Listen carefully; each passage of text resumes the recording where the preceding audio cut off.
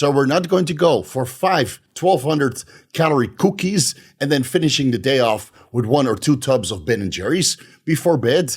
This is not the way to boost your metabolism. This is excess calories with negligible or non-existent micronutrients, which are actually going to help for the week in advance.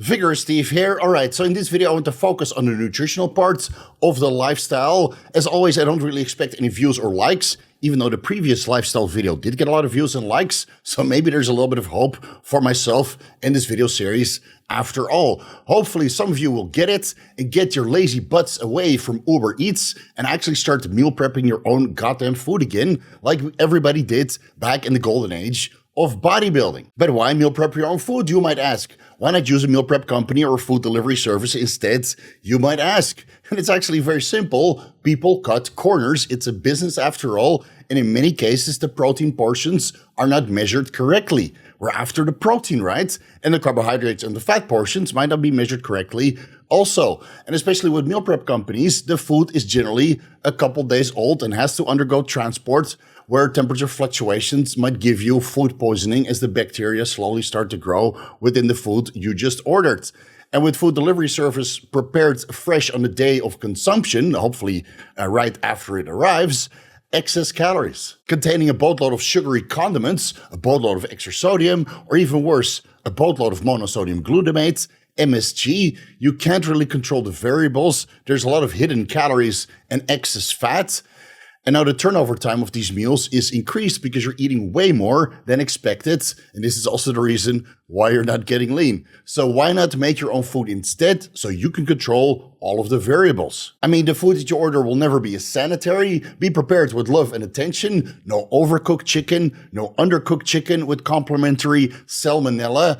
Carefully measured portions of the macros or electrolytes, for that matter, as you can do yourself from the comforts of your own kitchen. If you want to do something right, you got to do it yourself. You do your daily fasted cardio yourself. You do the training yourself. You do your own injections. You make your supplements a week in advance and swallow those by yourself. And you cook all of your own meals by yourself. No excuses. With the only exception being a nice lunch and or dinner you can have with your significant other once per week on your non-bodybuilding or refeed or cheat meal day, where you take a little break, boost your metabolism with an excess of calories, but those should all be reasonably healthy. So we're not going to go for 5 1,200 calorie cookies and then finishing the day off with 1 or 2 tubs of Ben & Jerry's before bed. This is not the way to boost your metabolism. This is excess calories with negligible or non-existent micronutrients, which are actually going to help for the week in advance. All right, you have to pick your nutrition carefully on your non-bodybuilding, refeed, or cheat meal day. So if you want to go eat out, that's totally fine. Make sure it's a meal you would otherwise have during the week with a couple adjustments, right? You can eat at a restaurant where you can put in the order, I want a gourmet hamburger, and instead of the fries you have on the side, you have a baked potato, right? These kinds of modifications will do you a world of wonder regarding your metabolism. You still eat healthy, but you're going out and you don't have to worry about being a monotonous bodybuilder or fitness enthusiast 24/7 for the other 6.5 days during the week for 1 or 2 meals over the weekend. And when you do eat out, here are a couple ground rules. Make sure it's 69 so you can get some action yourself. Then you use your left thumb on the bunghole, your right index finger on the G-spot, and then you go to town with your tongue. All right, I lost track a little bit. We're talking about going out to dinner, not eating out your significant other. You can do that every single day. It has no calories. I don't have a problem with that. Here are the 10 eating out commandments. It's very simple. When you eat out, you go to a restaurant where they prepare food fresh, made to order. The kitchen is closed, so it's not outside next to the highway where you get all of these pollutions into your foods. Now you're eating gas, basically, or asphalt. That's not what you want, right? I stay away from the street food here in Thailand.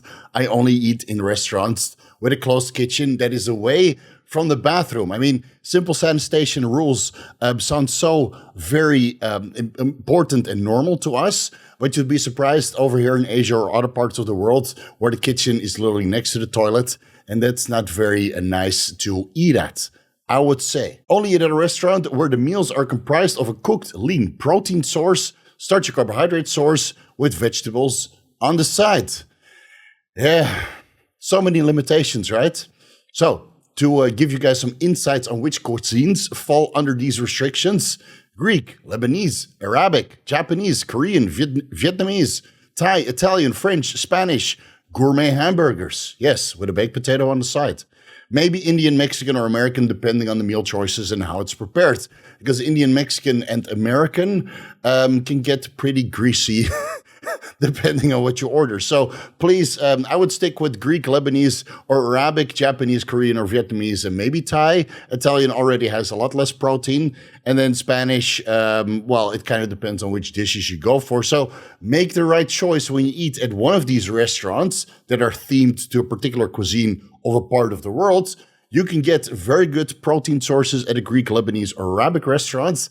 That's usually my favorite to go to for lunch or dinner. Only eat at restaurants where the food doesn't give you indigestion, gastroesophagus, reflux disease, GERD, or acid reflux, constipation, gas, bloating, stomach distress, or diarrhea. If anything goes wrong with your intestinal tract as soon as you swallow it, don't eat there ever again. Give a restaurant one chance, one strike, they're out. Many restaurants that I visited that were my favorite restaurants, they gave me diarrhea or full-blown food poisoning. Never ate there again. It's that simple. They fuck up once, never go there again, spend your money elsewhere. Only eat at restaurants that specifically mention they avoid certain ingredients like refined vegetable oil, monosodium glutamate, MSG, high fructose corn syrup, etc. And ideally, they do mention micronutrient and caloric content of meals, but that's not always required. I mean, fine dining doesn't going to mention how many calories, how many protein, how many carbs, how many fats, and well, micronutrients are contained within that meal. So you're still going to go by eye and make the best decisions possible based on the menu that's presented. But if you go to a restaurant where they mention they don't use MSG or vegetable oil, that's already a win. Modify your orders to make the meals meet your dietary restrictions and desires.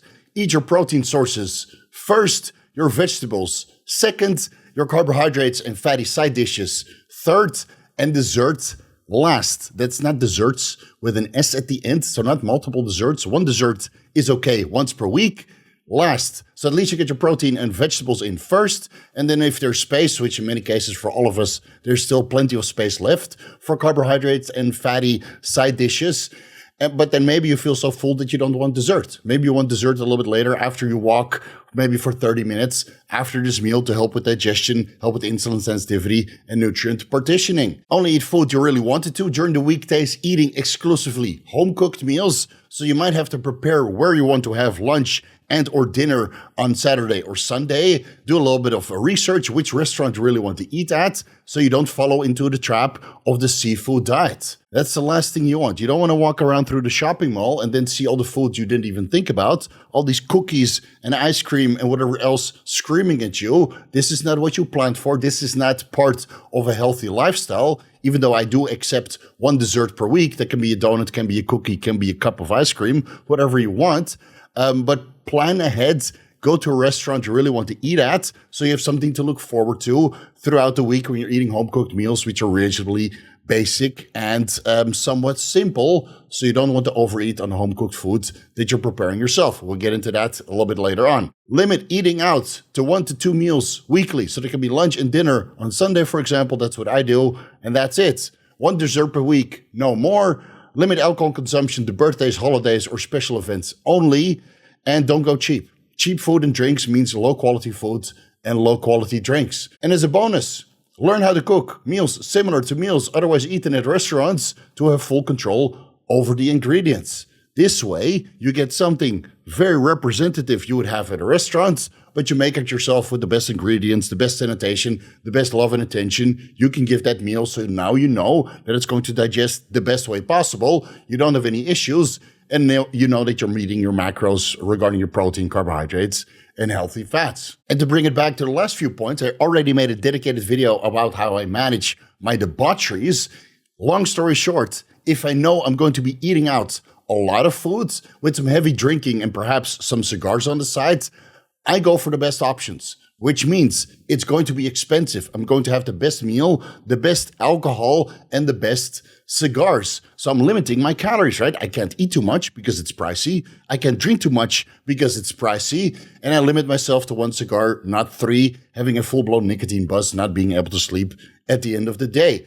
All right, so if I spend on the best thing that I can have for that debauchery day, then I don't get too many calories in because my wallet is literally bleeding. And if that means that the night is going to be a couple $100 while having an absolute blast, the next day I won't have a hangover and I won't look in the mirror looking like the Michelin Man, being super bloated and now feeling the need to do a 3-day fast to get all of the water off, right? So spend the money so you can consume less.